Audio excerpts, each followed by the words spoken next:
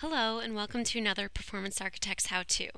Performance Architects is a business and technology consulting company that helps companies initiate and sustain big changes in their performance management and business intelligence environments and process. This video, along with others on our channel, should help provide some additional insight as you embark on or continue along your EPM and BI journey. Head over to our channel after this video or come back in the future to learn best practices, hear overviews, and take part in lessons we have designed to help you. We are focused on continuing to develop this community, and we welcome any recommendations you might have for future content. Thanks and enjoy. Hello and welcome to Performance Architects How-To. My name is Nathan.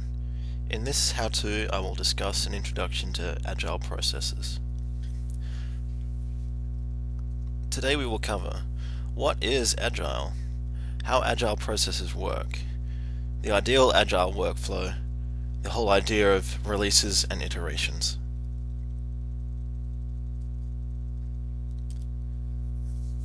Okay, so if you're watching, what is Agile? The Agile Manifesto is: we are uncovering better ways of developing software by doing it and helping others do it. Through this work we have come to value individuals and interactions over processes and tools, working software over comprehensive documentation, customer collaboration over contract negotiation, responding to change over following a plan. So, that is, while there is value in the items on the right, we value the items on the left more. So, individuals and interactions are valued over processes and tools. Working software is pretty much the most important part of the whole Agile process. Having customers within most of your discussions is much more helpful than just negotiating a contract, and being able to respond to change in requirements or change in plans is much more important than just setting up a plan and following it.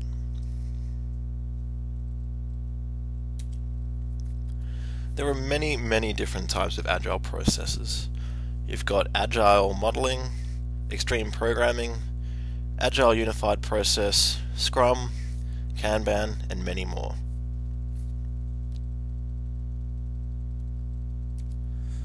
Agile modeling, also called Agile model-driven development. So this uses the idea of modeling in a lightweight fashion to deliver documentation that is just good enough for right now. You can see this diagram here has everything that happens within Agile modeling.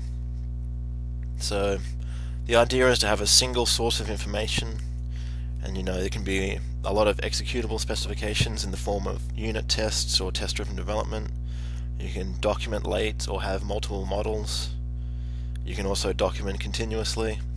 And you just want to make sure the documentation you do is just barely good enough, because all the documentation you'll be doing is likely to be scrapped right before the next iteration anyway.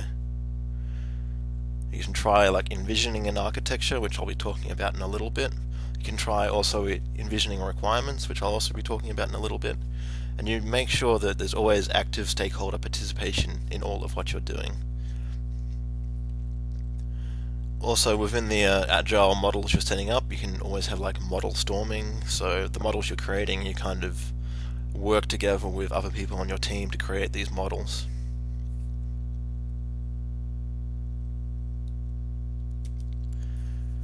Another Agile process is extreme programming. So in a nutshell, this takes the principles of software engineering and pushes them to extremes.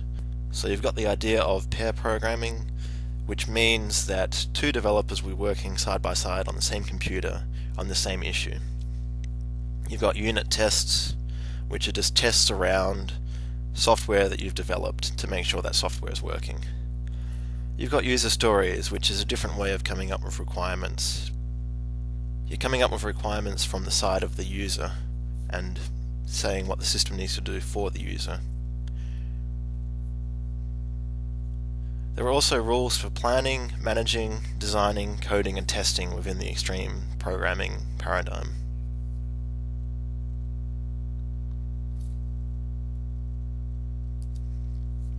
So, working with databases in the Agile process. How do you create a database when you can only add incrementally? How far ahead can you look? For a lot of people that design databases, there's a lot more, I guess, big upfront design done rather than, alright, for this function we'll just do this little addition of a column to this table, and for this extra functionality we'll add a new table. So Agile processes is kind of very hard to get used to for people that are used to developing databases in one big, I guess, chunk at the beginning of the software development cycle. Okay, so when you're working on databases, you want to make sure you lay a good groundwork for future work.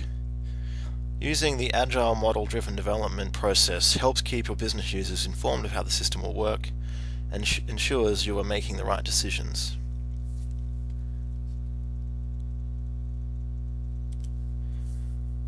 So have an overall rough plan of how the database will eventually look. You don't want to go into any column details at the overall feature/release level. You want to tie eventual column and table additions to functionality that are being added, or user stories that are going to be added in various iterations. To ensure that the developers you're working with and the business users you are talking about functionality with understand the work you are doing, you can draw out all finalized column and table additions or subtractions when a feature starts being worked on. As mentioned previously, the Agile model-driven development process uses modeling to drive development, but it doesn't let the bureaucracy of modeling. As mentioned previously, Agile model-driven development uses modeling to drive development, but doesn't let the bureaucracy of modeling overpower the process. So as I was going through everything before, the whole basic idea is to have a single source of information, and you could either document late or do multiple models of this model, or just document continuously. Make sure your models are just barely good enough because they're eventually going to be scrapped and redone anyway. It always helps to do some look-ahead modeling, do some model storming between you, the developers, and the business users, just so everyone gets an idea of what work needs to be done. The main useful thing about Agile model-driven development is that there's always active stakeholder participation. So you'll always have the developers being active in looking at the way you're setting up the model, and you'll always have the business users being active, making sure that the model you're doing works with their needs. So at the beginning of every release that I need to go through with clients, I work with my clients to sketch out how the database grows with each additional feature. At the start of work on a feature, I show the business stakeholders and the development team the additions I'll be making to the database, and I'll get their feedback. This feedback can change the model for this iteration as well as change the eventual overall macro level of how the database will look. So this has been an introduction to Agile processes. Thank you for joining, and please visit our Performance Architects How-To channel for other videos on enterprise performance management and business intelligence solutions.